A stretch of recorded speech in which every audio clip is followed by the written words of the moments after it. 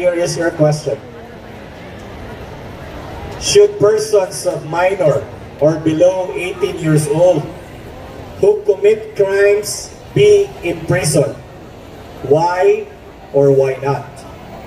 Should persons of minor or below 18 who commit crimes be imprisoned? Why or why not? I think minors should not be imprisoned, for there are children. That's why we have a law regarding that matter. Children should be disciplined by family. So our parents are responsible for this. They should not be imprisoned, they should be disciplined. Thank you. Very well said. Candidate number 4. Thank you.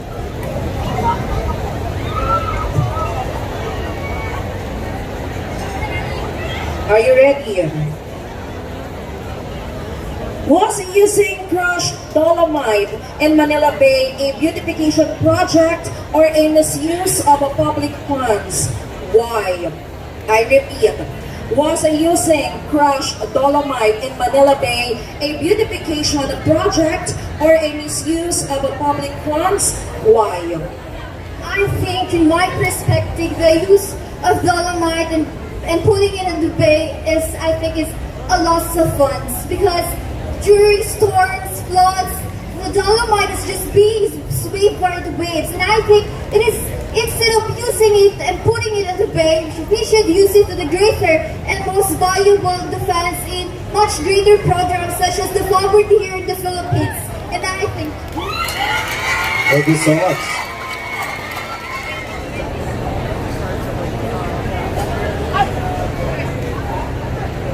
Here's your question, Ian. Should divorce be legalized in our country? Why or why not? Should divorce be legalized in our country? Why or why not? I believe divorce destroyed every family. This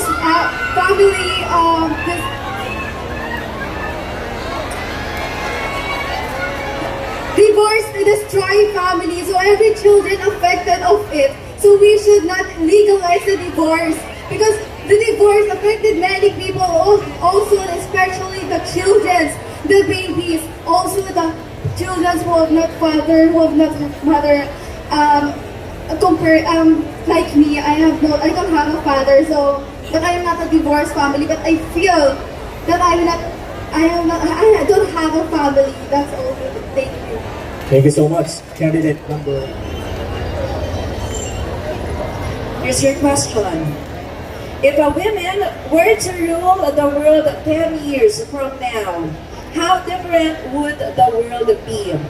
I repeat, if a woman were to rule the world 10 years from now, how different would the world be? Thank you for that question. I'm not saying that this world is not good enough because men need it, but I can see that 30 years from now, our world would be more diverse, and it will be more accepted, and it will be more powerful, because we women are given enough power and given enough strength to help and being united in every way. Thank you. Very well said. Thank you so much, candidate number 9. Here's your question, Ian. Cyberbullying is one of the greatest problems in the world today. How would you solve it? Cyberbullying is one of the greatest problems in the world today. How would you solve it? We all know that cyberbullying is so relevant right now. And I have experienced cyberbullying. And always remember that people will always have to say to you, will always have a lot to say to you. But don't give up and stand alone to yourself. Believe in yourself.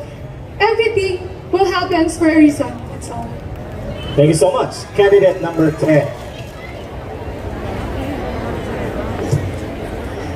Here's your question.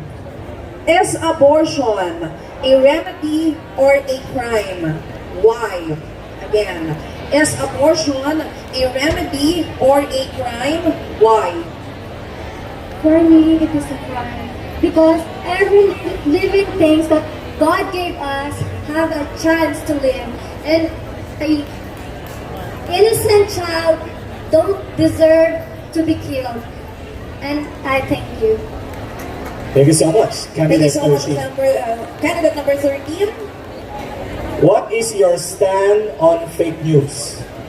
How will you advise young people to take the side of truth?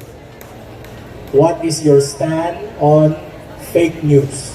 How will you advise young people to take side of truth? Thank you for that question. For me, I should educate my fellow young children. I should use mental health awareness and use social media to show them how to differentiate fake news and real news. Because we're all surrounded in a society where social media uses itself to show you and blind you on what you should believe. But through your heart, you should learn, and education will help you. Thank you. Thank you so much, candidate 14. Here's your question. What's your position on legalizing marijuana in our country? Why? Again, what's your position on legalizing marijuana in our country? Why?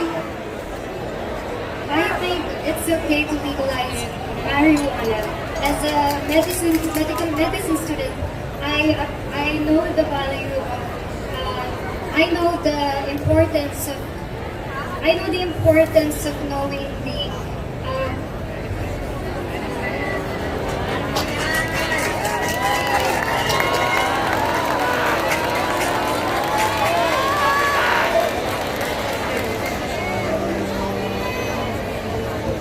it's okay to legalize marijuana as long as we use it in moderation.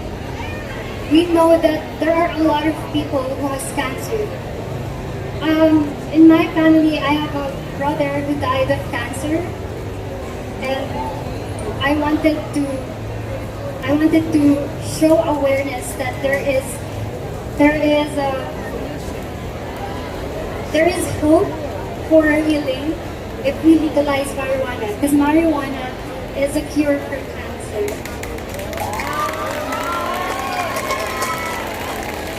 Very well said. Thank you so much. Number 17. Your question is, how important is the freedom of the press? How important is the freedom of the press? Thank you so much for that very relevant and timely question. As a student journalist myself, I witnessed how journalists are struggling to give news, but people are refusing to believe it. That's why I think freedom of the press should be defended, because it gives us quality news, relevant news, and true news without any agenda, and it serves as a very good foundation of what a country and a city should do, and it is to be united with the truth. Thank you. Thank you, candidate 18.